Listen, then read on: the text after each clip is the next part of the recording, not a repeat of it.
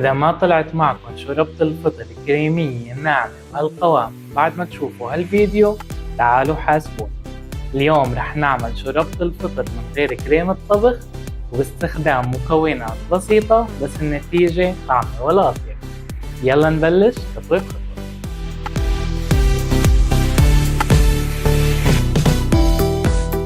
أول شي على نار متوسطة لقوية رح سيح ملعقتين طعام من الزبدة وملعقة طعام من أي زيت نباتي. رح انزل فوقهم اختياري بورقة غار وشوية فلفل أسود خشن.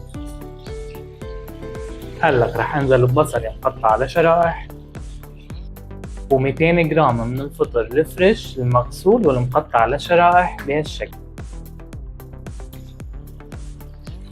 رح قلب الفطر والبصل كتير منيح لحتى يبلشوا يدبلوا. أنا ما اهتميت كثير بالتقطيع لأنه بالأخير رح أطحنهم على الهاند بلندر. انتو إذا ما بدكم تطحنوهن فيكم تقطعوهن أنا عم مني. وبس دبلوا عندي وصاروا بهالشكل يعني تقريبا بعد شي 5 دقايق رح ضيف لهم 3 فصوص ثوم مقطعين لشرائح. رح قلبهم لحتى تبلش ريحة الثوم تطلع.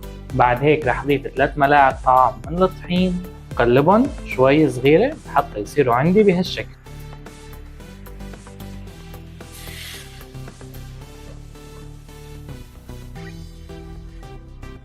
وهلق راح اضيف كوبين من الحليب بدرجة حرارة الغرفة مع استمرار التحريك لحتى ما يتشكل عندي اي تكتلات ويتماسكوا ويصيروا بهالقوام. هالخطوة كتير مهمة هي اللي بتعطي الشوربة بقوام الكريم. وبس يبلشوا يغلوا رح اضيف كوب من مرقة الدجاج او المي اللي متوفر عندكم.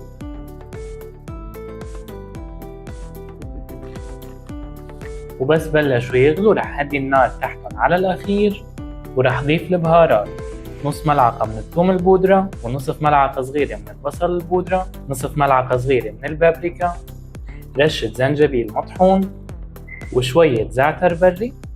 ورح اضبط الملح حسب الرغبة. رح قلب كل المكونات مع بعضها واتركهم يصيروا على نار هادية من 7 ل 10 دقائق.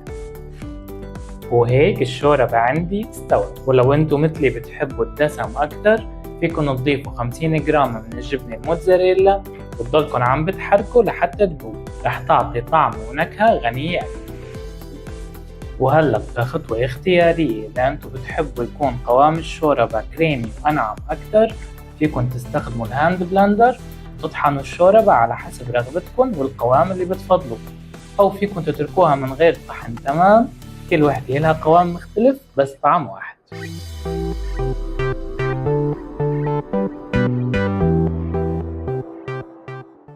وهيك شوربة الفطر صارت عندي جاهزة، كريمية وناعمة وقوامها متماسك من غير ولا نقطة كريمة طبخ.